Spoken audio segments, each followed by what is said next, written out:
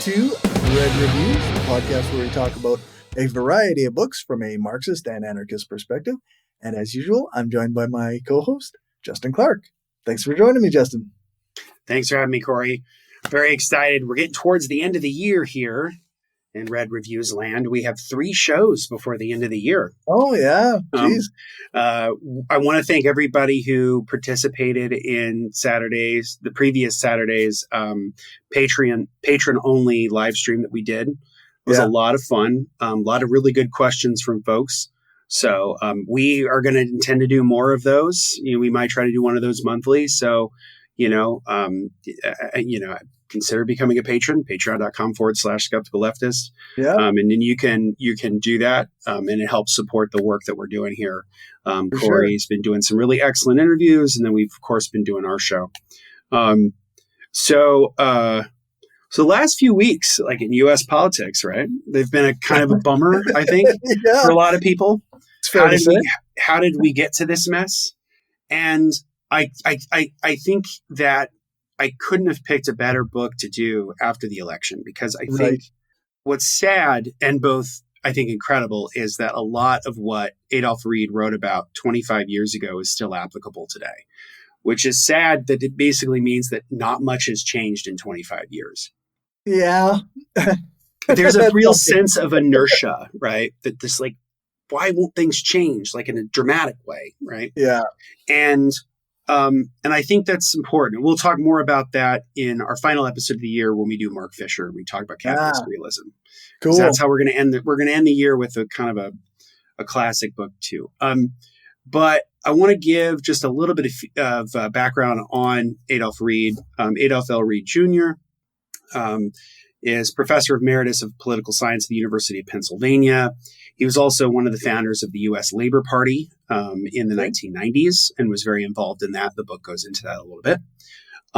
And so he's somebody who comes from the sort of Black radical tradition. He is a Marxist. He comes from that radical tradition, but he's also very critical of it and some of its tendencies. So the book that we're talking about tonight is his classic book from 2000 called Class Notes, Posing as Politics and Other Thoughts in the American Scene. I think this is essential reading for the left, as did the late Michael Brooks. That's how I learned about Adolph Reed years ago, was listening to Michael Brooks, and he was on the show a few times. And I'm like, this guy is great because he kind of gets to the heart of what I think the problem is with American politics, especially the politics of the left. And so it's what's interesting about him too is that he often gets the criticism of being a class reductionist, right? Okay. Because he advocates for a sort of class first organizing strategy. Okay. Which I do too. Because we know that doing it the other way is not particularly successful, at least on the left in of recent years.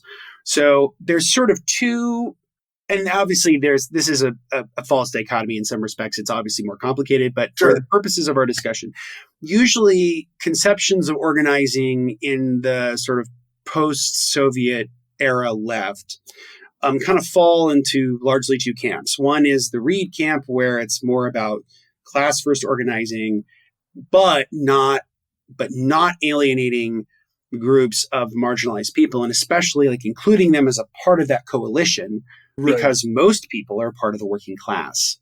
Class is the one big organizing vector that you can tie people together from very disparate backgrounds. Right. And it works. It works. I mean, ultimately, class-based organizing works. The other form is what is called left populism. I hate that it's called that because it's not really populism. It's called left populism. Okay. And it was made sort of popular by a couple of post-Marxist scholars, Ernesto Laclau and Chantal Mouffe. Okay. Their thing was always about, well, we can't just organize in class anymore. That's kind of outdated. It's a little passé. We need to organize on spheres of concern or something along those frames. So basically, it's about organizing around identity rather than about class. Okay. So class becomes like a part, but it's not the centralizing thing that kind of ties everything together. What ties everything together is identity. They thought that identity would be the thing that would organize the left going forward. So yeah, I guess I'm left wondering, like, okay, I get how class can be uniting to people of all identities. Yeah. I don't understand necessarily how identity can be uniting of people of varying identities. That's a fantastic question, Corey. Very good. It's almost as if you anticipate what I'm going to say, which is it doesn't work. It doesn't work, right? So the problem with sort of left populism, and I hate that that's what it's called, because I think populism is a good thing. It's like populism is about taking on economic elites. Yeah. That's what populism is, right?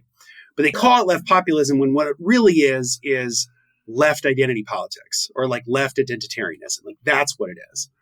And that's wrong. Like I think like and if you look at the left in the last 25 years, they've tried to do this sort of identitarian turn, it doesn't work. Like first off, it pisses people off, for one, because sometimes it comes off as like condescending and arrogant. Yeah. And two, it actually radicalizes people to the right, because it's a form of political posturing where you're not actually talking to anybody's material concerns in a meaningful way, or you're not trying to tie identity to a sense of material concerns. Yeah. It's kind of like when people say, and I think it was like, and this may come from bell hooks, but like something along the lines of calling it like the white supremacist capitalist patriarchy. Like they use that kind of phrasing or something like that. Yep. It's like, just call it capitalism. Like all those things are built into that. Like, putting capitalism weirdly in the middle when capitalism is the reason for all of it. Like I would lead with like, this is a capitalist white supremacist patriarchal society. Like I would lead with capitalism, because the mode of production shapes the culture around us, not the other way around. So like the problem with sort of an identitarian form of politics is it gets its ass backwards. And so when you're trying to organize people around just identities rather than organizing them around their material concerns, it's very hard to have a meaningful politics, because it becomes a politics of superficiality where the systems don't fundamentally change. It's the phrase like black faces in high places, right? Like where you're going to have minorities in positions of power, but they're not going to fundamentally act any different or make any kind of different decisions. Right. It's more women CEOs. More women CEOs are like, oh, look how diverse our congressional leadership is. And like, I think that's all great. Like, don't get me wrong. I think that's lovely. What I also would like to know is, what is their ideological diversity? Like, do you have like moderate Democrats and progressives, or is it like, you know what I mean? Like, I need to get a sense of like, what do you actually want to do? And people can kind of see that from a mile away. Like they can kind of see that superficiality. And Reed is very critical of that, as am I.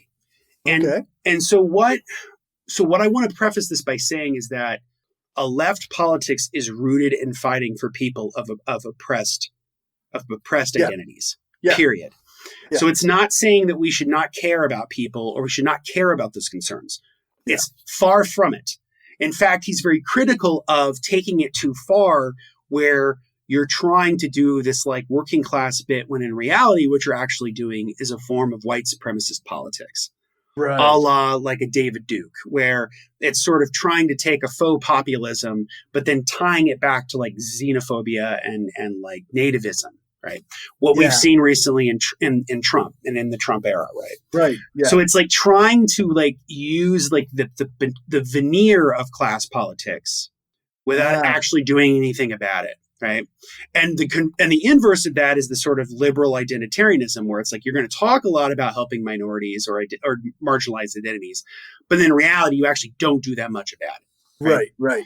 And so that's why having a class-based politics is so crucial, because when you can have a class-based politics, it provides the opening for educating people on what oppressed identities experience in America as a result of their working class status. Right. And as a result of the discrimination that they face within capitalism. Sorry to interrupt, but this comes up in conversations I have like all the time now, where like everybody's like we have to acknowledge, obviously, that class covers everybody. Yes. Like trans women are in the working class. Yes. Black men are in the working class. Yeah. And white men are And in white the men working are in the class, working right? class. Yeah. And Jacobin just did a recent piece about working class men in America, and it's across demographics. Okay. And just that working class men in America are not doing very well, especially older working class men, men between the ages of like 45 and 65, somebody my dad's age. My dad is 64, and my dad, has It's been, weird that I'm in that group. yeah, right. But like, that's kind of that group. It's a broad group. Sometimes it's 50 to 65 or 55 to 65, but like that group where they've been basically thrown aside by the economic system. The plant closed, their jobs dried up, all the liberals had for them was, well, you can learn to code. Yuck, yuck. Yeah. Go fuck yourself. Like but we're not going to give you any programs that help you learn that skill. No, we're not going to actually or we're going to do a pilot program, but it's only going to be in certain communities. It's only going to be for a few certain people if you meet certain income requirements. Like it's the death of a thousand cuts. That's how modern liberalism likes to do it. But anyway, so how did we get into this mess? Like, how did the left go from being strong and largely powerful through the first half of the 20th century to becoming basically irrelevant for the second half of it, and to a certain extent has reasserted itself in the last 10, 15, 20 years, but is still in many ways marginal. Yeah. And for Reed, it comes from what he calls posing as politics, where it's the performative nature of a sort of performative radicalism. So he has a quote in the introduction where he says, Radicalism's preceding marginalization heightened fears that attempts to compensate would slide into an opportunistic betrayal of fundamental radical commitments. Those fears set in motion a dynamic of intensifying ideological vigilance and purification. As a consequence, many who took that route succumbed to the temptation to retreat into arcane debates, ever further removed from issues and concerns that resonate with the lives of people outside the self-conscious left. Yeah. And then he has a follow-up phrase where he says, the more isolated this radicalism became, the more insular and idiosyncratic became its language and critiques, the more it was removed from connection to palpable constituencies of membership outside the ranks of the already faithful, the less constrained it was by pragmatic or strategic thinking. The more solipsistic it became, the less capable it was of distinguishing matters of principle, strategy, and tactics, and the less dependent theoretical arguments were on any test of practical efficacy. So it's he writes in some slightly academic language, but to break that down, what he's trying to say here is that a left politics has become increasingly removed from the realities of regular working people, which I think is very true. Yeah. Starting really in the 1970s, there was what we call the academic turn of the left, where, after Nixon, the resurgence, the sort of ascendancy of political conservatism in America, the left largely retreated into academia. Yeah. And as a result, you had the development of these, he calls them arcane debates. What does he mean by that? He's sort of talking about the language games that people play on the left, where we get so hopped up on like what a specific term means or what a specific tendency represents that we're not actually interacting with what real working people live with in their lives. Yeah. And because we do that, we don't really have a good sense of what's theory and what's practice, or as you talk about, what are the means and what are the ends? We don't have a clear distinction of what those are.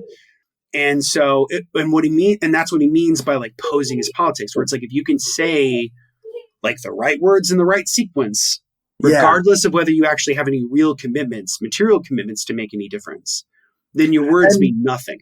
Yeah, I sometimes I don't like to accuse anybody of being opposing as politics type person, but we do still have at least some remnants of that within the modern left, right? I think so. Yeah, there's still lots of people who use the right words but don't really understand the working person's life. Yeah. And I think to a certain extent, that's all of us, because Yeah, we are a sample of one, right? Like we interact with the world. Do I interact with like super working class people all the time? Unfortunately, no. Like I don't, because I have, like I'm in many ways very much of like a middle class intelligentsia. Like I recognize my own limitations on this, right. but I try very hard to like read consistently about what is the working class feeling in America. And there's a Yeah, lot of really good social science on this and about how we can get a sense of how the working class actually feels in the country. And I feel like this sort of, that whole like the more solipsistic it became, like the more self-absorbed the academic left yeah, became, the less capable it was of distinguishing matters of principle, strategy, and tactics. Like it's like, how do you gain power and what do you do with it? Like right. those two fundamental questions are often left to the wayside. And Yeah, as a result, we have a politics of what Wittgenstein called language games, where it's like, where we have, and there's, and what I want to preface this by saying there's nothing wrong with like saying certain things in certain sure. ways. I think Yeah, that's fine. Like that's not the problem. The problem is thinking that that's the only thing you have to do. right. That's really the challenge, is that it is kind of a politics divorced from real meaningful concerns. Yeah, And so yeah, I mean, I think some of that is absolutely true. He talks about how the sort of move away from, traditional forms of Marxism and different changes have left us with an inability to really see what's going on. And so I think some of that really goes into like the development of like what we would say like cultural studies or like cultural theory. Again, none of these are necessarily bad. I don't want anybody to get the impression that what I'm about to say is like the right wing critique of like college, right. because it's not. Like Yeah, what I'm saying is, because I think getting an education is a good thing. Like I have a degree in political science, like don't get me wrong, but I'm yeah, just saying like it's important to recognize the limitations of only having a specific point of view and not really interacting with regular people. Because, I despite, yeah, it just makes me think of a conversation me and Pam had the other day where she was, because she is a person who's educated as well and has a degree and has spent time with academics and whatnot. And she was saying something about a group of guys in a bar and how laborers or like people who work. And I'm like, that's me. Like, what are you yeah. talking? And Like, yeah, it's funny to think that like, yeah, there's these different types of people on the left, but like, yeah, a lot of the people that are in the academic side forget about the working people. the thing too, for me, is like, if you have to get, I mean, if you live paycheck to paycheck, you're a part of the working class. Now, I know we can have interesting distinctions, right? So Right. like you have more of a claim to being working class than me, like in the sense that like you work on like what, like an oil rig, right? Like, Well, I work in an waste disposal facility. Yes. yeah, but Yeah. you work Yeah. with like stuff, like you work with your hands. Like Yeah. I don't. Like I'm a public historian. I work for a state agency. Like I don't. The most that I use my hands is when I have to go pick up cast aluminum markers that we make and move them around. Like that's the Right. most physical my job generally gets. But which is not to say that it's not working class. I mean, it's hands and brain, right? It's, we're Yep. use your mind Yep. too. But I think that there's a real tendency on the liberal left, not necessarily the socialist left, because I think a lot of the critiques of the liberal left that we think of, whether it's like the mainstream of the Democratic Party or the sort of liberal academic establishment or the media apparatus, we're very different from them, and we have very different, clear conceptions of like politics than they do. Yeah. They tend to be a lot more moralistic, and we tend to be more strategic and material. Like that's just kind of the big difference. We kind of recognize that people contain multitudes. That just because someone is like black or gay or trans doesn't necessarily mean you know everything about them, that you can like figure Right. out everything about them. Yeah. And Reed has a really good quote about this in the introduction too. He says, despite its effective packaging, the disposition to catalog and aggregate neatly rounded off identities is in no meaningful way radical.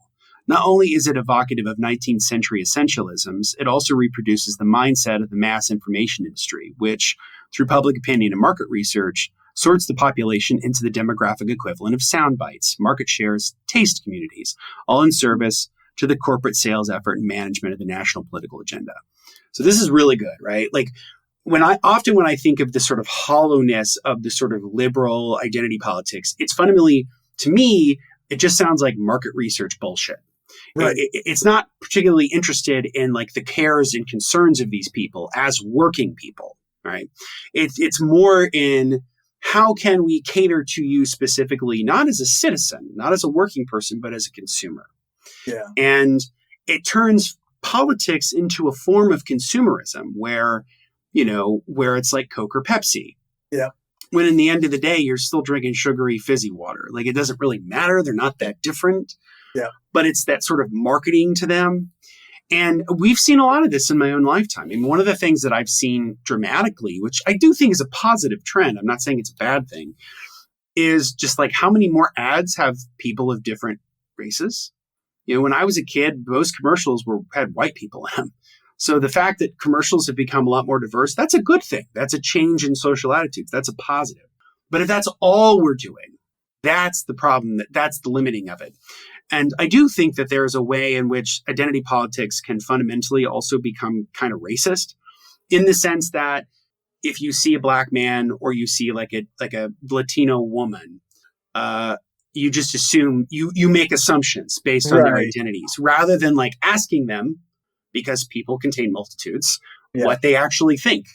Yeah. And so when people are like, how in the world would like more black men vote for Donald Trump? Or like why do more Hispanic people vote for Donald, or white women vote for Donald Trump? Yeah. And it's because they all have different interests. Yeah. They didn't fit into the box that you put them into. They didn't fit into the box you put them in. Yeah. And that's the limitation of like an identitarian politics, is that it limits our imagination of what people could be.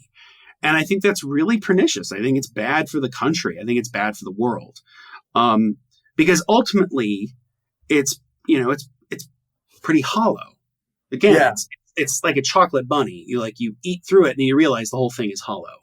Yeah. I often think of the Democrats or the Liberal Party. They're superficial. So they say nice things, or they acknowledge differences, or they use land acknowledgements before speeches, but then they refuse to actually address issues of clean water on reservations. It's the superficial acts without actually addressing the material needs, for sure.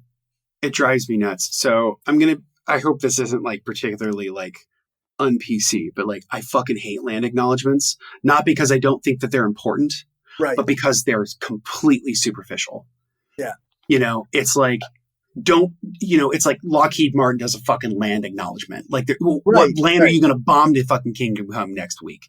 Like, it's so, and I find it like, and I can't speak for other Native Americans. I wouldn't speak for them. Maybe they like it. But my hunch is that there's some of them who find it kind of fucking condescending. Yeah. And patronizing. For sure. Which is where it's like, oh, so you'll acknowledge this was my land, but you won't give it back to me. Yeah. Or you won't actually like change my material position. Yeah. But that's the posing as politics, right? It's the form of like, I'm saying the right things in the right sequence. I've done politics now. I can go home. Yeah. Instead of what politics is, which is a daily grinding fucking effort where you educate people, you organize people, and you make a difference every single fucking day, doing the work that's pretty fucking tedious and boring. Yeah. And it's not sexy, and it's not always fulfilling, and sometimes you're going to lose. Like it's people don't realize how hard it is to do this work. I've done political organizing off and on for years. It's fucking hard. Like it's really difficult. Yeah. And some small gains you get can be wiped out immediately and you have to fight.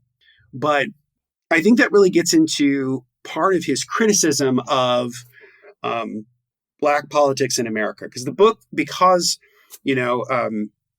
Reed is a Black scholar. He was born in the late 1940s, so like he experienced Jim Crow as like a young person. He was somebody who experienced discrimination. He was somebody who fought in the civil rights movement, became very involved in the development of like the African American studies movement. Like he's somebody who is very much a part of all of this. But he nevertheless has criticisms. One of the criticisms he has of Black politics is what he calls like the brokerage model of politics, where it's I give a little here, you give a little there, but fundamentally you don't have any like core convictions.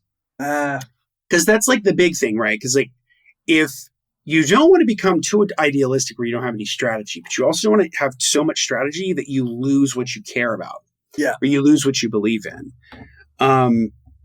And so as he calls it, he's like, it's ultimately a form of high-level negotiation. Its main practice is assuming the voice of a putatively coherent Black community and projecting it towards policymakers. So it's sort of saying that Black people exist as a monolith, and this is their specific politics, right? So we know that that's not necessarily the case. There was I think there was a scholar, and hopefully I get this right. He was an incredible African-American scholar. His name was E. Franklin Frazier. Okay. And he was very influential in the development of like African-American history and theory in the first half of the 20th century. And he's kind of the guy who theorized the idea of the Black bourgeoisie. Oh, okay. That there's this Black elite that exists. Because this is the thing, right? I mean, I make this joke all the time that like, yeah, Beyonce may want to call herself like a feminist or whatever, but like her class interests trump everything else. That's why she'll do a concert in fucking Dubai in a stadium built by basically wage slaves. Yeah. So it's like, how connected can you be to the concerns of an average Black person or an average working class person when you're worth $1 billion? Yeah. You know what I mean? It becomes pretty far removed, right? It becomes extremely far removed. I mean, I think we talked earlier in the pregame, but we talked about Oprah Winfrey, right? Like Oprah's a great example of this, where, you know, she was someone who came from working class backgrounds, grew up poor, and has been extremely successful. Yeah. I would say her general influence on American life has been kind of a mixed bag. I think that's much kinder than I think she is. I think on some things, I think she's been very positive for the public discourse, especially in highlighting African-American female writers like Toni Morrison and Maya Angelou and Alice Walker, of course, The Color Purple. And some of that's all good, right? The pernicious stuff is like owning an island in Hawaii and like platforming disinformation agents like Dr. Phil and Dr. Oz, and just like peddling pseudoscience and new age bullshit and platforming anti-vaxxers, and like that's all the bad stuff. Yeah. So yes, me saying it's mixed is being extremely generous, right? Yeah. But like she doesn't have the same concerns as like the average Black person in America. How could she? Right? She's very divorced. Same as like Jay-Z and Beyonce. They wouldn't either. Because they're a part of a class, and it's class. Their class interests separate them from most people. That's so right. Oftentimes in the sort of under this sort of politics in America, Reed calls it like the race leader principle, where he talks about how like there's one leader and he or she sort of represents everybody else. As he says, the people don't get to speak. They are spoken for. This is true by definition because the people exist only as an idea. So like, because they're never ever going to like fill out exactly what that means. Like they're never, they're not going to inform you on the diversity within the Black community. Yeah. Yeah. And as a result, it kind of lends itself to, a sort of superficial politics. It's not, it's kind of hollow. Yeah. It's Bill Cosby, speaking on behalf of Black people when really he's a conservative and ultimately not a good dude, right? Like, yeah, not a particularly good person. And same with a figure like Louis Farrakhan, who we'll get into here in a bit. But before I know we've gone for a half hour. So like, I just want to see if there's anybody in the chat. Thank you for being here. And if you have any questions, we can take some questions. Velkin999, for some reason, one of these comments didn't show up on where I can click on it and bring it up on the screen. But their first comment was, I'm a custodian and a line cook. And yeah, I have to talk to people in terms they will understand without saying scary words. Yep. And then I call it talking about socialism without actually saying the word. Yeah, that's right. It's amazing how much you can get people to agree with you when you never say it. Yeah. And then, also, it's funny given that I know all of these things without ever going to college. Bingo. Yeah. Yeah. It's kind of remarkable. Sometimes you'll hear somebody say something really stupid, and it always gives me the adage I heard somebody say once where it's like, only someone with a college education could say something that stupid. But yeah. And also, Velkin999 said, individuals from a group are not a monolith. Exactly. And that's the limitation of identity politics without a firm class analysis. That's exactly right. And then lastly is, I'm not black, I'm OJ. Bingo. Bingo, right? Simpson. Yeah. So there is stuff about OJ in this book, because this book is a collection of essays, because he wrote a lot for like the Village Voice. And so a lot of the essays are from the 90s, because this book is great, because it's like both a critique of politics, but it's also like a political history of the last, of the 80s and the 90s. So that sort of leader principle leads into like the limitations of somebody, say like a Jesse Jackson. Right. Jesse Jackson, political leader who was close to Dr. King, who founded something called the Rainbow Coalition, which is basically him. Like, there's like the National Action Network. I think that's Al Sharpton's thing. Yes. So like generally it's like these groups exist, but they really represent one person. And that one person is sort of there to speak for everybody else rather than sort of being the conduit through which the people speak, which is kind of what say like Martin Luther King or Malcolm X was. Like they were figures who spoke for their people, but they also spoke with their people in like a way that other leaders just don't.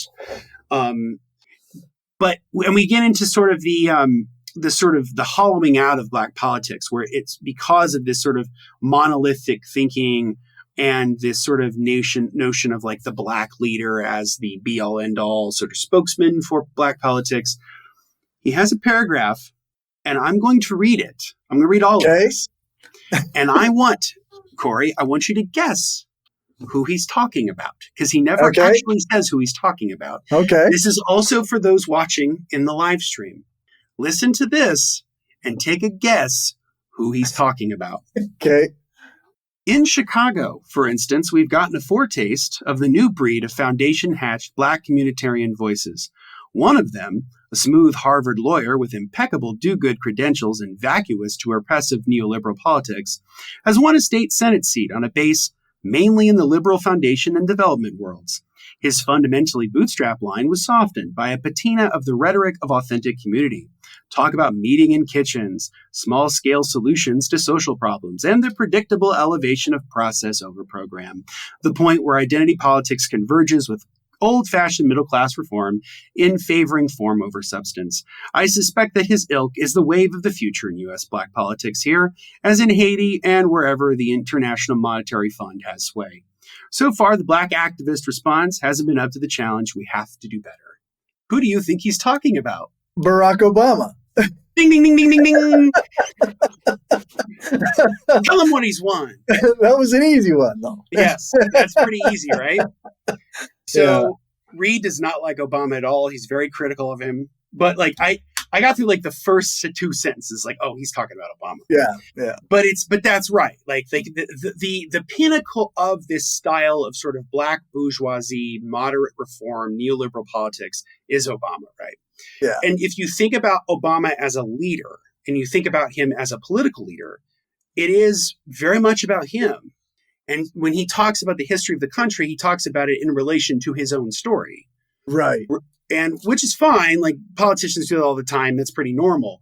But what's different with him is that he sort of has this thing where it's like, as he succeeds, so also the nation succeeds. which is kind of a form of solipsism and self-absorption that I it's kind of incredible. Yeah. But, and I say this as somebody who doesn't like completely hate Obama. I worked on Obama's 08 campaign. Like I'm not, but at the same time, it's a very limited form of politics because ultimately it's acceptable to the ruling class. Yeah. And it's not particularly like radical. It's not particularly like new. It's just fashioning a form of politics that's palatable to like middle America or what is conceived of as middle America. But now with black people. And I think if you look at what same old. What is the legacy of Barack Obama, right? Like, I think this is a legitimate question, right? He's been out of office now for nearly 10 years. What is his legacy? His legacy is Donald Trump, right? Yeah, so he created the conditions by which Donald Trump thrived. And you can say, well, did he do it on purpose? No, it wasn't like intentional. It wasn't like Obama sat in the White House and said, hey, I really want Donald Trump to be my successor. No, it's just, it was more of it was the way in which his politics went, right? So when Obama became president in 2009, he had a golden opportunity because, again, as I mentioned in the pregame, like he had a supermajority in both houses of Congress. Democrats could have done whatever they wanted for basically a year and a half. Or at least like 10 months before Ted Kennedy died. And so they had like this window where they could have done anything they wanted to. And they kind of didn't. It was instead of like shoring up the economic situation for the American people, especially the black working class, who are being thrown out of their homes in record numbers as a result of the financial crisis in 2008 and 9. So instead of protecting them, he opted to protect the bankers. He opted to protect the financial institutions rather than protecting the public. And they never forgave him for that.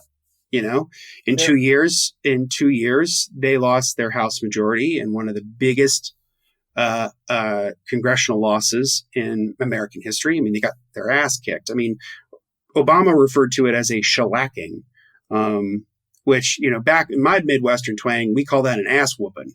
Yeah. But anyway, so it was, people believed in him because he seemed like he was like this new thing, hope, change, like we're turning the page. We're becoming a new country. In some ways, that's true. I think there were some meaningful social and political gains that had happened in the Obama era, whether it was the saving of the auto industry or, the advancements of gay rights. There were certain things that happened in the Obama era that were good. Were they necessarily caused by him? No. Some of them were caused by people working, again, on the ground, doing that hard work of fighting for it, right? And fortunately, they had a president who was willing, in some measure, to listen to them. But his legacy ultimately is to not only have left the country electing Donald Trump once, but twice. Yeah. Because his vice president is president right now, and he had to drop out because he's a doddering old man. And then Kamala Harris got her ass whipped, right?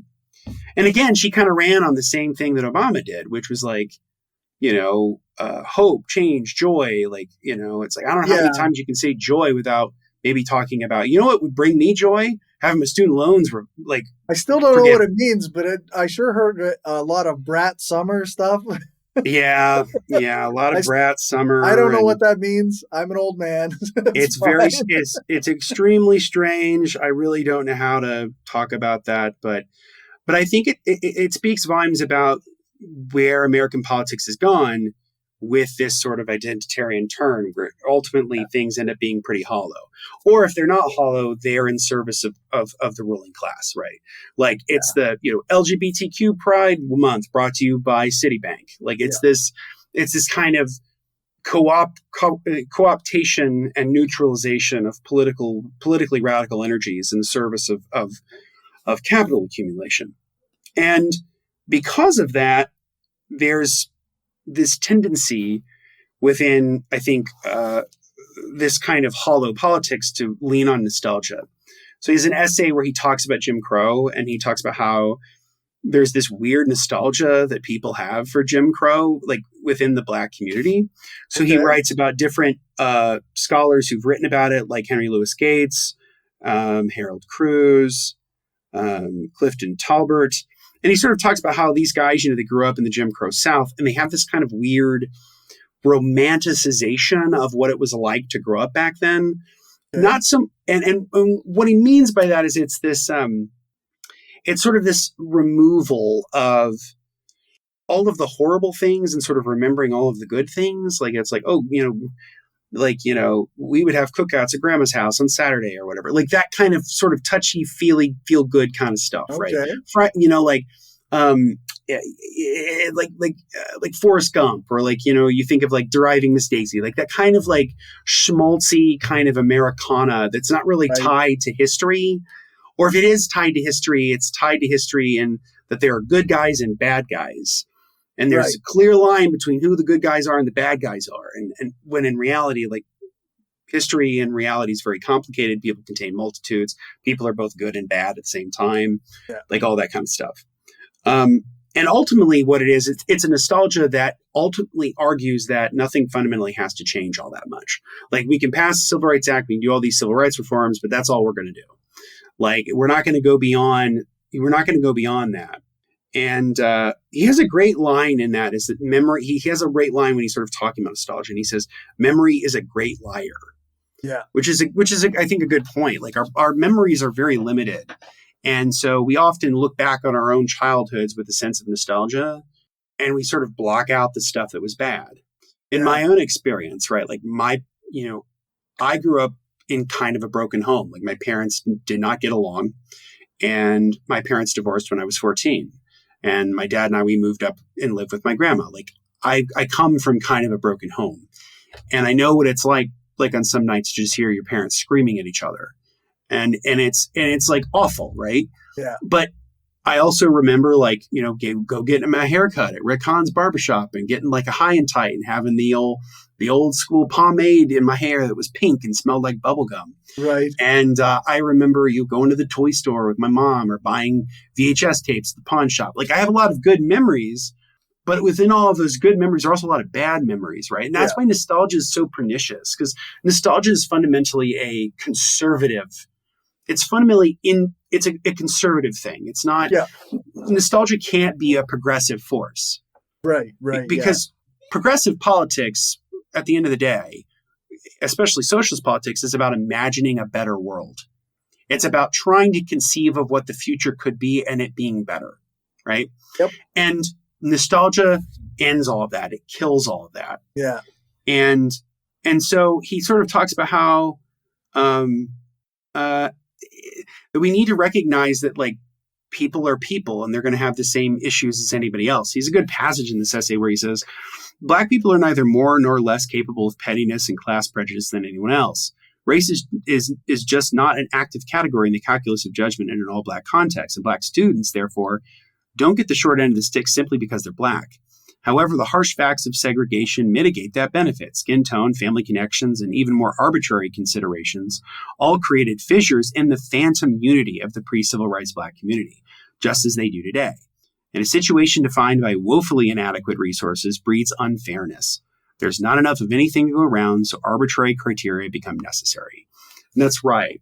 So he refers to a scholar by the name of Robin Kelly, who has this idea of like infrapolitics, where within a group, there's disagreements within said group, and that can even lead to hierarchies within said group based on those disagreements. Yeah. So, for example, we know that in America, at least, that Black women who have lighter skin tend to fare better in like the job market. They tend to be seen more in advertising. Beyonce is my go-to example about this, right? Because like Beyonce is a light-skinned Black woman, and so and I'm not saying that she's not talented or that she didn't get there through hard work. I'm just saying, like, it's a lot harder to, in our culture of prejudice, it's often harder for Black women who have darker skin to actually like achieve things because of those artificial color barriers within said group. Yeah. Yeah. And I think, like colorism is something that I don't touch on much myself in conversation, but I have heard and watched lots of good videos on it. There's a lot of good resources out there for people. And ultimately, he comes down on the idea that a lot of nostalgia for for a lot of Black scholars who write about sort of Jim Crow wistfully in a weird kind of fucked up way. He talks about how that ultimately it's kind of driven by class ideology, because a lot of these people are part of the Black bourgeoisie. They're part of the Black upper class. Yeah. So they were ones who sort of, it's the whole thing of like, well, I went through tribulations and I achieved anyway. Like that kind of meritocratic nonsense that we often hear. Yeah. And and so it's like, and he talks about how like because they grew up in the middle class, they sort of insulated them from the more horrific excesses of Jim Crow, because even within Jim Crow itself, if you were of a different class status, within that system, you were often treated better because you could sort of escape some of the worst manifestations of it. For example, like there's a huge difference between, like, let's say that you're in, Jim Crow, Alabama in like the 1950s. If you're a Black doctor, your social experience is fundamentally going to be different than if you're like a sharecropper or like a janitor, right? Yeah, for sure. And that's the same across every demographic, right? Like white people experience this too. So you have like this double burden on you in like Jim Crow America, where you have the burden of being broke, and or being poor and working class, and you have the burden of being Black. So you have to deal with both of those things at the same time. And what he writes about in sort of people's sort of nostalgia for their childhood living in the Jim Crow South is, well, they grew up middle class. They didn't experience what a poor Black person experienced. Okay. So they kind of look through it with sort of, weirdly enough, they kind of look through it through rose-colored glasses, weirdly enough. But yeah, we can take questions. Sure. Yeah, we just got a couple. Some random geek showed up. So when we were talking about some of this stuff, he said like or Song of the South as an example of. Yes, right. So you think about the nostalgia that we have. Yeah, right. Because, and there's a whole historiography about like how the whole lost cause narrative started and how the whole war of northern aggression nonsense. And there's a lot of that. Some of it's tied even to presidents like Woodrow Wilson. And it's explicitly racist. I mean, it's without a doubt explicitly racist. Yeah. Velkin999 said, it must be all the leaded gas creating this nostalgia. I would say it's leaded gas and being a professor at Harvard. Right. Which is what Henry Louis Gates is, right? So I was just going to say, go ahead. I was just going to bring up some random geek also said, it's Wall Street and capitalists approved DEI commodification of products and services all the way down and hire more women guards. Pretty much, yeah, right. Yeah. Kamala's a cop. Like, think about it, guys. She's a cop. Yeah. So he actually, to Velkin999's point, there's an essay in the book about OJ, and he talks about how, he basically makes the argument there's a pretty good shot that OJ was guilty, but because he just sort of talks about how the desperation of Black politics, that's kind of his phrase, is what led to people wanting him to get off, because it was like a form of, again, it's like a sort of a transubstantiation where it's like, well, if OJ succeeds, then I succeed as like a Black person. So he writes about this. He says, like, I hoped for a guilty judgment, both because I'm convinced that Simpson is the murderer and because I wanted to avoid precisely the kind of vapid yet hideous discourse now shaping public consciousness. Black celebration of the verdict reflects the desperation and lack of credible options that currently define Black politics. This is a pathetic travesty of racial independence and autonomy, betraying the celebrants' naive blindness to the fact that they, far more than OJ, have been set up to act out a part that at best mistakes empty symbolism for political victory, and at worst is a pretext for declaring Black people unworthy as citizens. So it's this, I think that's a real issue more than I think anything else. There's also, there are also other essays in the book about issues concerning anti-Semitism, which is a huge issue among specific leadership within the sort of Black Yeah. bourgeoisie. So this is where I think would be a good time for us to talk about who Louis Farrakhan is. Yes. So Louis Farrakhan is the leader of the Nation of Islam. There's a couple of really good long essays in this book about Louis Farrakhan. So Louis Farrakhan was born in 1933. He's still alive, and he's still the head of the Nation of Islam.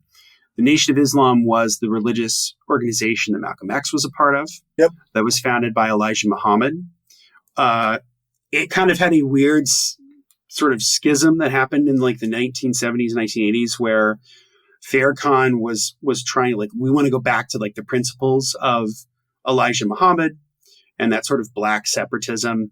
Okay.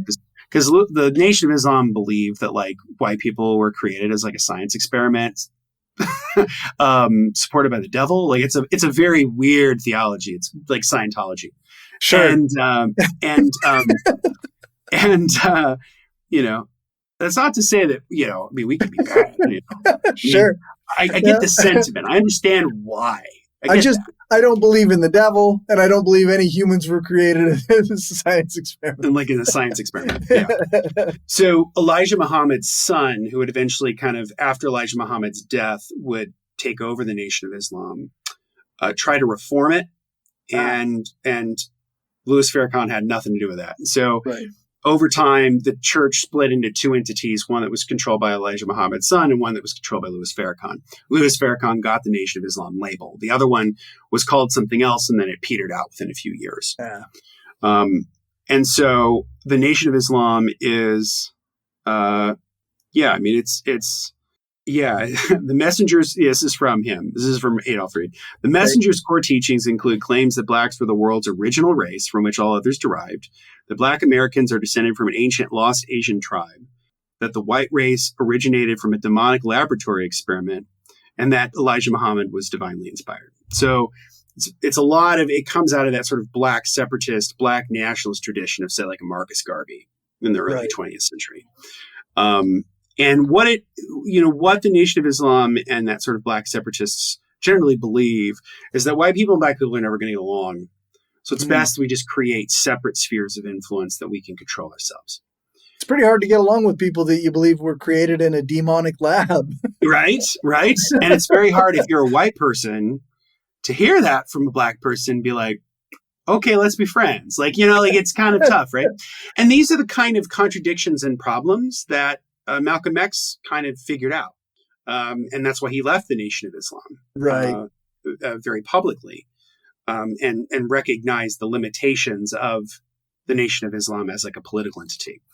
But what Farrakhan is probably best remembered for is organizing what's called the Million Man March that happened in the 1990s in Washington, D.C. It's unclear if it was exactly 1 million men who were there. But they didn't really have like a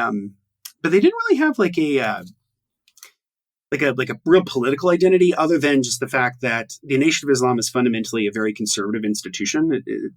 It certainly doesn't believe in gay rights. It doesn't believe in feminism. It doesn't believe and it certainly doesn't believe in the dignity and worth of Jewish people. Louis Farrakhan is deeply, deeply anti-Semitic, and the Nation of Islam is fairly anti-Semitic to its core, and that sort of seeped into some of the other broader currents of black politics. So, for example, when Jesse Jackson was running for president in the 1980s, there was a bombshell like newspaper report about him using a prejudice slur against Jewish people, and specifically Jewish people in New York. And I think that what Reed's trying to get at is that it's like, just because black people are an oppressed people doesn't mean that they can't have prejudices, which is true. Like everybody, like we all have prejudices, and our goal is to combat them by education and by empathy and by connecting with other human beings that are not like you. Yeah. Like prejudice is something unfortunate. It's unfortunately a part of the human condition. I think a lot of it's mostly social, because if you look at little kids, like they don't really have prejudices in the way that like adults do. Yeah, a lot of it is social. I'm reading a book now that kind of discusses some of that. Some of it is ingrained in a kind of like in-group, out-group mentality, but Yeah.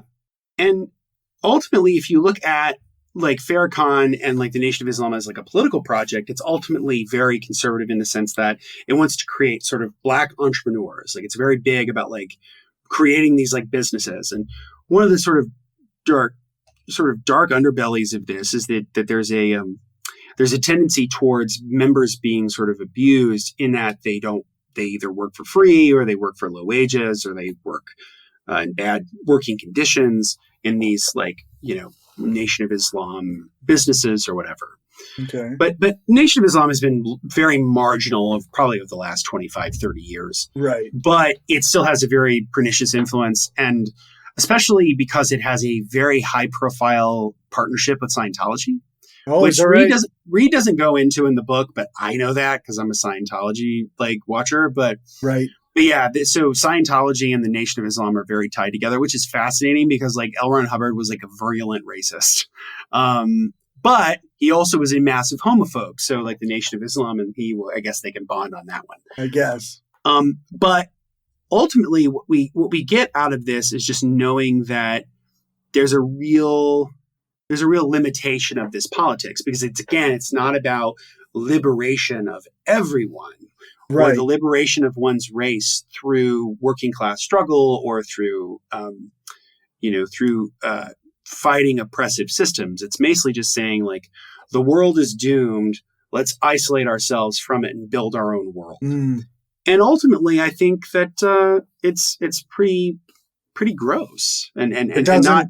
Yeah. It's not. Yeah, it's anti-humanistic, and ultimately, it doesn't really lead to anything other than a diminishing core of like people. Which is, I guess, why it's not like it's a pretty marginal group of people now, right? It is fairly marginal, yeah. But but in the 90s and in like the 80s and 90s, like he would go to college campuses and he'd get paid like a huge amount of money. Like Reed talks about how when he came to the University of Massachusetts at Amherst, apparently they asked for $17,000. That was both for Farrakhan and for like his handlers. Yeah. And but yeah, and I think there's a tendency to see anybody who's sort of railing against the system as being seen as radical. And I think Farrakhan is a really good parallel to somebody like Donald Trump. Like, I think this section on Farrakhan in the book really speaks to the moment we're in about Trump, where it's this it's like this radical aesthetic, but underneath that radical aesthetic is fundamentally like a conservative worldview and a conservative politics. And that is Farrakhan and that is Donald Trump. Yep. And so here's how he writes about this. This is Reed now. He says, he weds a radical oppositional style to a program that proposes private and individual responses to social problems. He endorses moral repressiveness. He asserts racial essentialism. He affirms male authority, and he lauds bootstrap capitalism. So again, it's just like he's radical. And so like in the 90s or in the 80s, when he was being invited to college campuses, it was like, oh, because he's like this black radical, but he's not. Right. His politics are fundamentally conservative, or that's at best reactionary at worst. Yeah. Right? Yeah. And that's Trump. Trump has that sort of you could take that quote and you could apply that to Trump. Right. And so I think like that's the era in which we live in now, where it's like a radical program, which fundamentally, like a radical appearance, which fundamentally just reaffirms everything. And I hate to say this, but that also kind of applies to Obama too. Like, not as much as it does to Farrakhan or Trump. I wouldn't lump Obama in with those guys. But in the sense that this oppositional style of like taking on like the elites. Like when Obama ran for president in 2008, one of the big things he used to rail against was lobbyists. Right. He spent a lot of his campaign speeches talking about lobbyists, about we should ban lobbying. And he's like, I won't have any lobbyists working in my White House. That ended pretty fucking quick.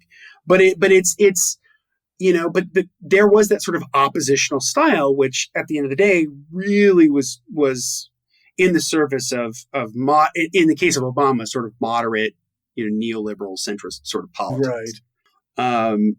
And so these are just sort of the broader overall like limitations of a politics that's so rooted merely in identity that kind of undermines the broader class-based stuff. So I want to talk a little more about in the 90s that Reed was involved in creation of what was called the U.S. Labor Party. Okay. And tried to do some organizing with that, and he wrote about it in the book, sort of in the latter half of the book. And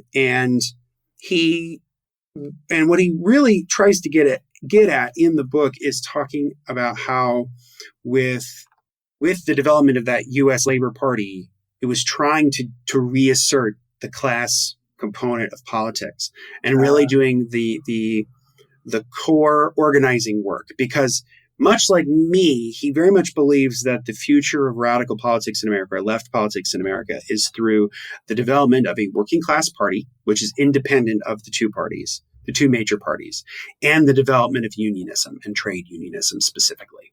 And he writes very eloquently about the limitations of trade unionism. I mean, if you go back and you look at the history of American unionism, you have something like the AFL, the American Federation of Labor, under like Samuel Gompers, pretty racist, right? They didn't let black people in, they didn't let women in. But then you had other currents like the International Workers of the World, the Wobblies, the IWW, who were open to everyone and still are. But trade unionism has to sort of try to combat, what Lenin would have called, or Trotsky would have called, the labor aristocracy, like that sort of ruling class that's within this other dynamic. Because the working class can have this too, unfortunately. So you can have, unionized workers versus non-unionized workers. You can have, and of course you should have union solidarity, like fuck scabs. What I mean more by that is like people who can't join a union because they've been harassed, or they've been harassed by their boss, which is against the law, but or they've been in those meetings where they're told not to join a union, although those have recently been banned by the NLRB. We'll see how long that decision is. Right. Yeah. But it's about trying to get beyond the sort of performative model of politics that has been so indicative of the sort of broader left in America. And I want to sort of talk about how he's very critical of like Booker T. Washington. Okay. So for those who don't know, Booker T. Washington was a very prominent Black leader in America in the first half of the 20th century. Yeah. He was a man who was born to slavery and became very well educated, and he helped set up the Tuskegee Institute, which is a school that still exists today for African Americans to learn. And he really much believed in sort of Black capitalism. He very much believed in like if we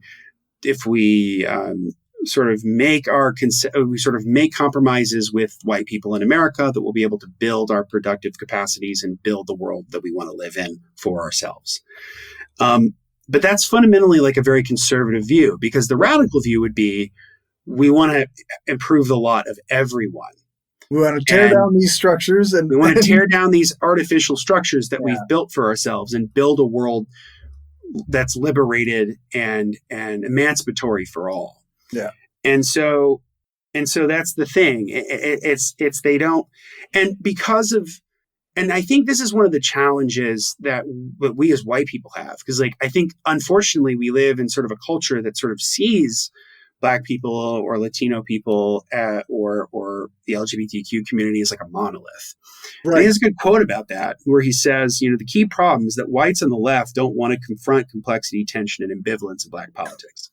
In general, they simply do not see political differences among Black people. Right. They do not see that Blacks are linked to social, political, and economic institutions in a variety of different ways, and that these different links and the networks that flow from them shape interests and ideological perception no less subtly than among whites. Bingo. Now, you would think that this would be obvious. But we have a hard time figuring it out. Yeah. But it's not, right?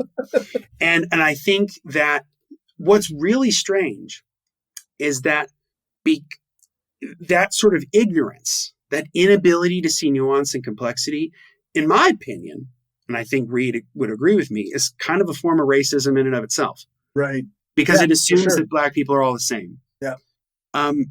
now he and in the back half of the book, and this will probably be the last thing we'll talk about before we finish up. But in the back half of the book, he has a really good essay of his criticisms of the bell curve by Charles Murray and Richard Herrnstein. So the bell curve, yeah. What? The other guy. The other guy, Richard Herrnstein, who was dead when the book came out, who had died by the time it was published. But Charles Murray's still very much alive, still very much putting out books, and very much still treated like an intellectual, when in reality what he is just peddling race science bullshit. Stephen Jay Gould gets a nice shout out in that essay about his book, The Mismeasure of Man, which is essentially like, it's very rare in intellectual history where the book that debunks a book was written before the book. Yeah. So like The Mismeasure of Man came out like the early 80s, and the bell curve came out in the early 90s. And the debate was so vigorous at the time that Gould went back and wrote a revised version of The Mismeasure of Man that came out a couple of years after the bell curve, sort of directly responding to the bell curve. Right. And what we see is the sort of ideological whitewashing of racism, where the attitudes that are in the bell curve, which is this, social science book, I'm putting that in square quotes. Yeah. That essentially ties everything to IQ and essentially says that the history of American racism and Jim Crow and oppression doesn't matter, that Black people fundamentally have like lower IQs than white people, and as a result, they have worse social chances. Right. And that any sort of attempts to try to alleviate the differences between Black and white people are all for naught. We just shouldn't do it. Because ultimately, like, Murray is like a right libertarian who doesn't believe in the welfare state and would love to just let poor people starve. But people often say, well, Murray's not a racist or whatever. But it's like, yes, he is, because if you look at a lot of the people that he's citing in the book, he's citing people who are explicit racists. Yeah. And a lot of them are tied to, I think it's called the Pioneer Fund, which is like the organization that does a lot of like race science bullshit. And ultimately it's just sort of, it's giving it it's sort of giving it this sort of veneer of respectability that it doesn't deserve. Yeah. And it's fundamentally kind of disgusting.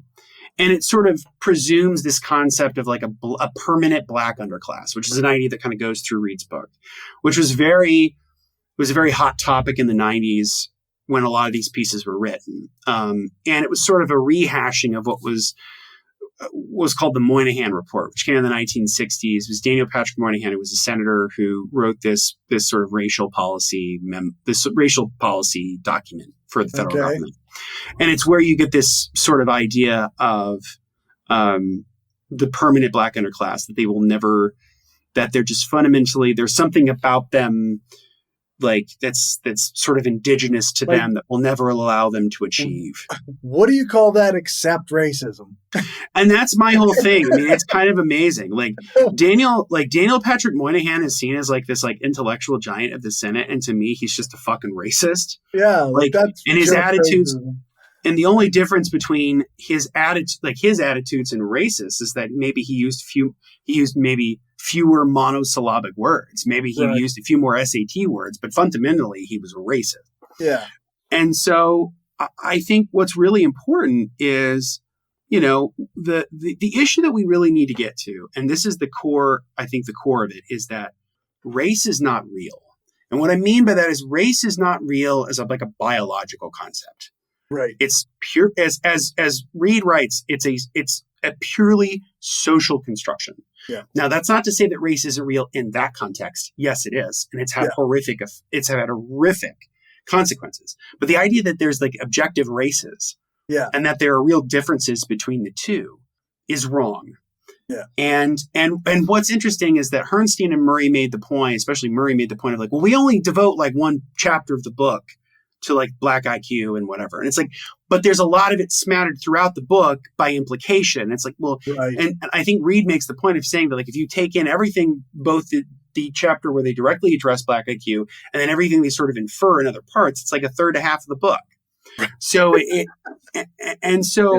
when you really get down to it, this is nothing more than just rehashed warmed up racism and race science because IQ tests are fundamentally flawed. They're not, they're sort of they seem very scientific, but in reality, they're not that different from, say, like the Myers-Briggs personality test or the Enneagram. Like they're not, because they're incredibly arbitrary. They're extremely arbitrary because there are some people who may have like high IQs and they end up being fucking idiots, right? Yeah. And do horrible things, or they're terrible and they have no conscience, or they just don't have any real capacity to do anything. Yeah. Or you have people who have like average IQs that end up doing brilliant things. Yeah. It reminds me of the story that when Einstein died, when Albert Einstein died, I think in 1954, 1955, somewhere around that, they actually like dissected his brain against the wishes of his family, by the way. That really pissed them off. But they did it anyway. And what they found was, because they were like trying to figure out what made him such a genius, you know? His brain's the same as everybody else's, eh? His brain was the same as everybody else's. In fact, it was actually slightly smaller on average. Yeah.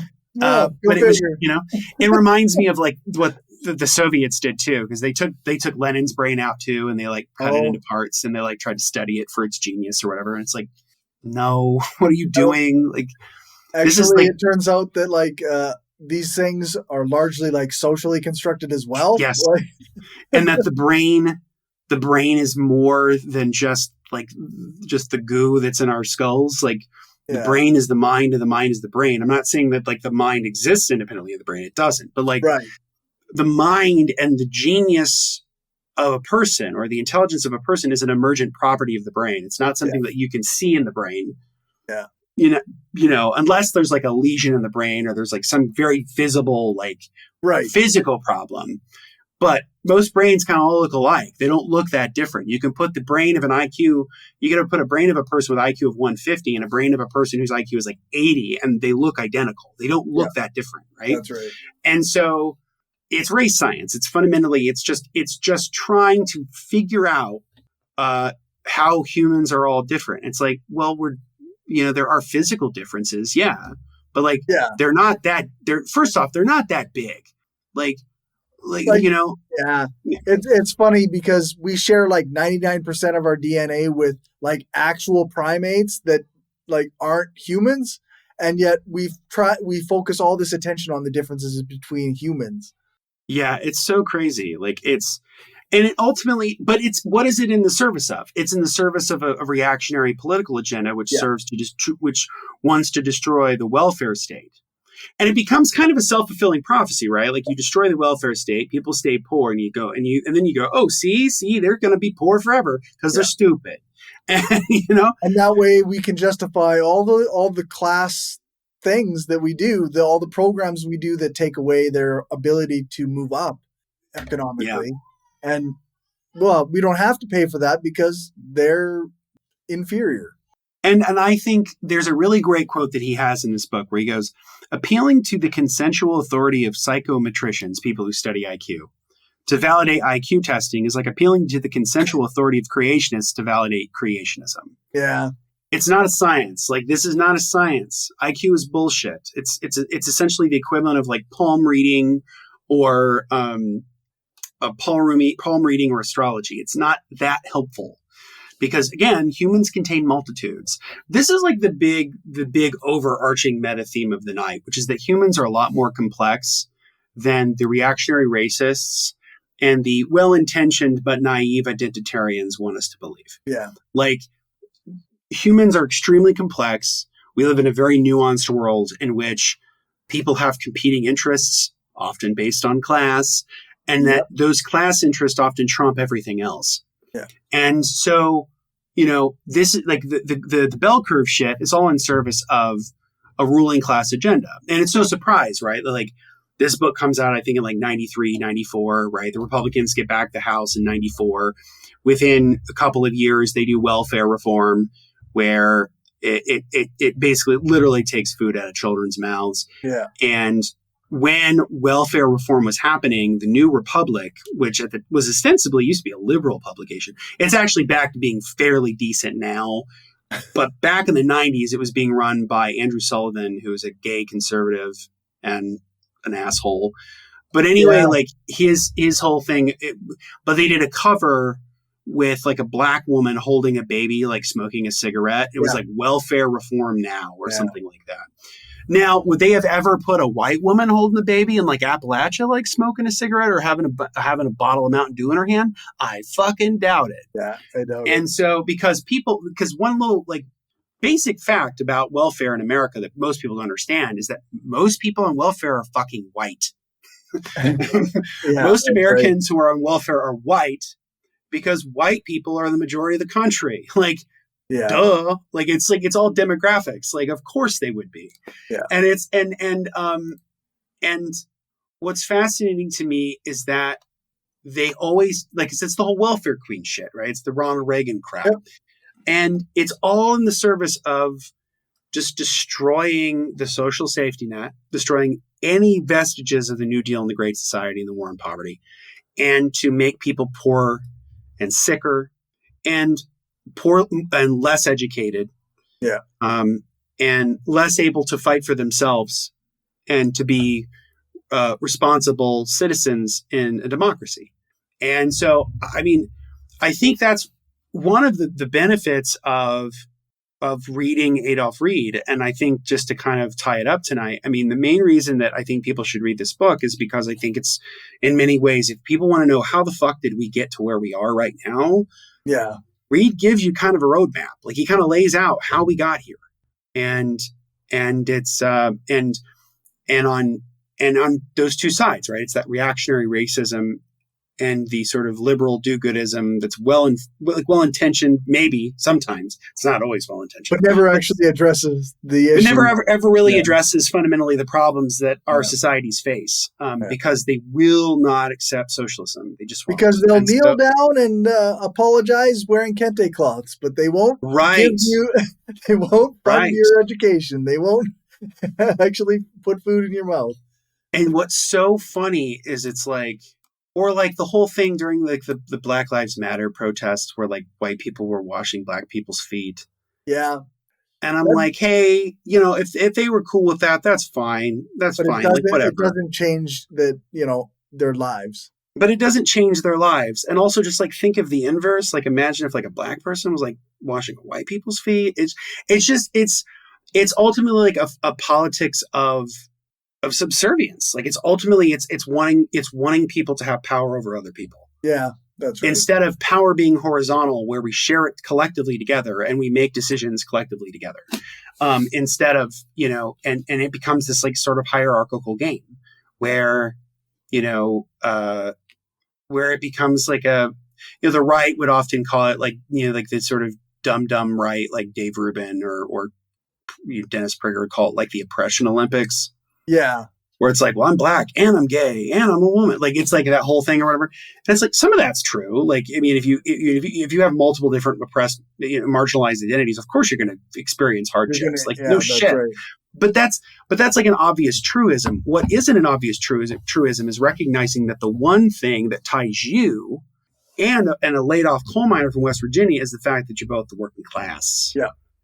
And as we've talked about before, I do genuinely believe that it's a lot easier to organize on class and then educating people on like marginalized identities and how they tie into class than it is trying to do it the other way around. If you build solidarity between two workers, one who is white and one who is black, the racial tensions they may still have to be worked out later, but in the moment, you're fighting for the same thing.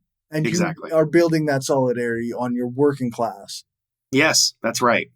And that's what terrified the ruling class of America with the populist movement, because the populist movement was going to be cross-racial, right? Where it was black farmers and white farmers, right? Because I mean, remember, post-Civil War, you know, and especially after Reconstruction, the United States essentially reinstituted a form of serfdom in the form of sharecropping in the South.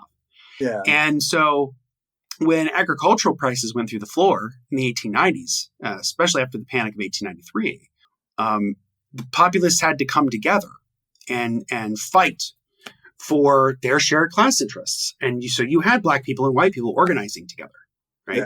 Yeah. You see this again in the 1930s in Alabama and a lot of this in Alabama and Mississippi. A lot of it's done with the American Communist Party, Hammer and Hoe. It's Robin Kelly's book on it about Communist Party organizers coming to Alabama and helping sharecroppers fight for their rights and their dignity. So it's because that terrifies people. Yeah. It terrifies the ruling class, because I genuinely believe if we were to come together on a class basis and build a working class movement, we'd be unstoppable. Yeah. Genuinely believe we'd be unstoppable. But what the ruling class is really good at is divvying us all up into little fucking boxes, and then we fight against one another instead of recognizing our shared collective interest, right? And that is what will lead us to ruin. It's what's led us to Trump. Because for every positive sort of identitarian movement you can have, there's the negative one, right? To me, Obama and Trump are the same coin. Right. It's not that they're exactly the same, but in the sense that you don't get Trump without Obama. Yeah. Here. Yeah. You don't get that movement without him. And so I think that's why people should read Adolph Reed, because he's busting a lot of political myths. He's also making you think clearly about things that might make you feel a little uncomfortable. Especially as a white person reading it, you feel a little uncomfortable because you're like, oh, I don't know. Am I okay to? But ultimately, he's got a great part of the book where he talks about how a lot of his sort of working class, populist rhetoric often gets used in the service of racists, people like David Duke or whatever. Right. And how we have to really fight back against that and actually provide a real working class alternative. Ceding working class politics to the David Dukes and Donald Trumps of the world is why we're in such a mess. Yeah, that's right. And so, because the American public, if there are only really two options, they'll do, as the election showed, they will leave the Democratic fold, and they will vote for Republicans who again have that patina of radical opposition, but in reality actually have conservative politics. Yeah. And that's I think that's really relevant. So I think I think of it as the real anti-racism is to have solidarity with your brothers in arms, right? Exactly. Or your sisters in arms, or your non-binary siblings in arms, right? Exactly. Yeah. That's right. This is how we build a real liberatory movement. It's not about saying no racism doesn't matter or no transphobia doesn't matter. Exactly. Yes. We'll deal with that too. But we That's absolutely still have to have your back regardless. And if anybody needs indication that that's true, I always tell people to look at the 1936 American Communist Party platform. If you look at the Communist Party USA platform in 1936, when Earl Browder ran for president, and James R. Ford, who was a black sharecropper from Alabama, ran as vice president in 1936. If you read that platform, it's essentially decades ahead of where America would be in terms of fighting for civil rights. There's a major political party that existed in the first half of the 20th century that did a lot to undo a lot of the institutional political racism in America. It was the American Communist Party. And it was the American Socialist Party too, and these radical political energies, and so they tied those together perfectly. Yeah. They recognized that an injury to one was an injury to all, and so you fight for your oppressed comrades precisely because they're held under the boot of capitalism. Because capitalism doesn't give a shit what your identity is. That's right. It does not care. No. And the ruling class doesn't give a fuck either. They only care in as much as it divides you from organizing and fighting for a better world. Yeah. So that's Class Notes. I think people should read it. I think it's kind of essential reading on the left. I think the thing that I really like about Reed is that he's ultimately kind of a socialist realist. He kind of recognizes this is how the world really works, and here's how we have to. We can't just say pithy slogans and call it a day. We have to do the hard work of building out a movement. That's true. so I think people should check it out. Right on. I guess so. What are we covering next time? So next time we will be doing our episode, which will conclude our Anton Panacek trilogy that we've done this year. We'll be doing Workers' Councils by Anton Panacek, speaking about organizing the working class.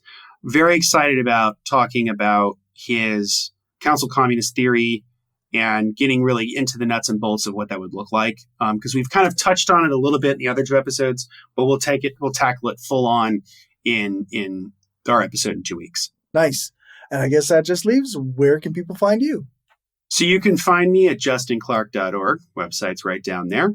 You can check out my latest blog post, which is Hope in the Machine Towards a Humanistic Technology, which is my essay that I wrote about Erich Fromm, which we covered in the previous episode, I think. Yeah. Or the episode before that. Yeah. So definitely check that out. And then I still write other reviews and other books I've read on my Instagram and social media. So I'm on Instagram. I'm on Blue Sky, which is, I guess, catching on now. And I'm also on Threads. My Threads following is bigger than my Blue Sky following, mainly just because a lot of those came over from Instagram. Right. But I'm active on those 3. I do have a TikTok, don't really post on it, mainly just because if I get on the TikTok like myself, I will get sucked in and I won't get anything done. Right. So, that's kind of why I don't do TikTok anymore. Yeah, it's just because you'll get sucked into it. But anyway, so you can definitely check me out there. Also, again, please consider becoming a patron, patreon.com/skeptical leftist. Where you will get the pre-games, the post-games of our show and all the other shows that Corey produces. Yep. You just did a really cool live stream with our friend, Damien Marie Hope. Yep.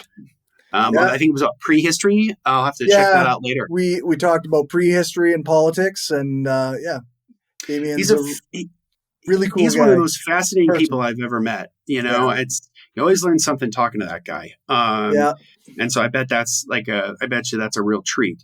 So Corey's doing a ton of work here, guys. And so become a patron, and so that we can continue to do the work that we're doing here and continue to have these critical conversations.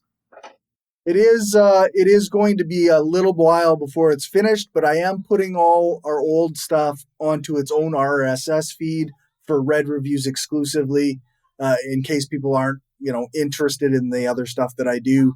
But I'll make sure to post that all over the place when it's ready. Awesome. That'll be fun. That'll be great.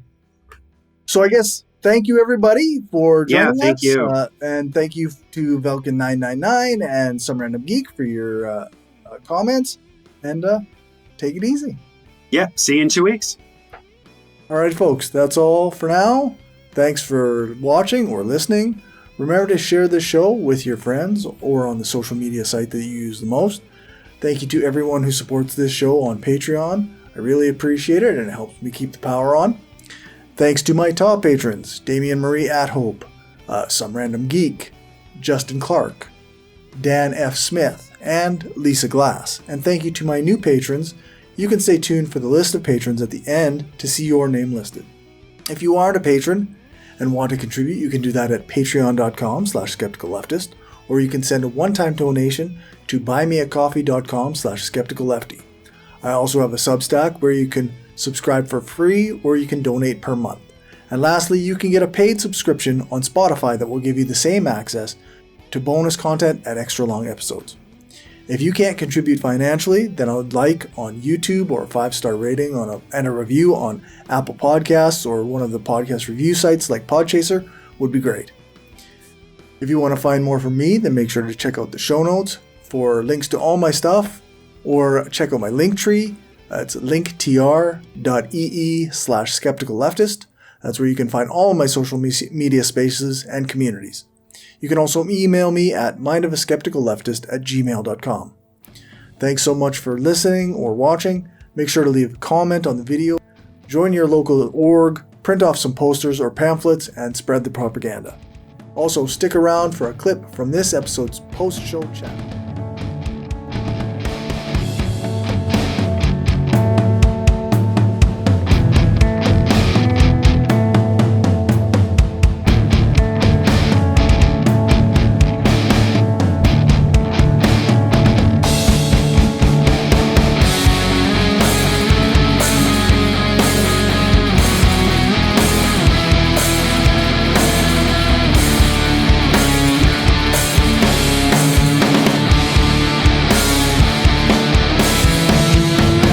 as an anarchist, I would really like to hear your response to it. Okay. Because I read it and I go, that tracks. And I have a note to it as well. But basically, so this is what he says. This dismissal of state-centered politics is a signal weakness of the left. It offers no guide for emancipatory action. Rather, it is deeply harmful to the pursuit of progressive interests. It amounts to a don't worry, be angry politics of posture. Beneath radical-sounding rhetoric, the shibboleths of academic cultural studies and the presumptions of identity politics come together to celebrate alienation by labeling it resistance. Alienation is the opposite of politics. It is, by definition, resignation and quiescence. And my note on that is that I basically said that it is vital that we center public policy in the role of the state in our politics again. Until a real emancipatory politics can undo the state as a necessity, we must focus our energies on the state.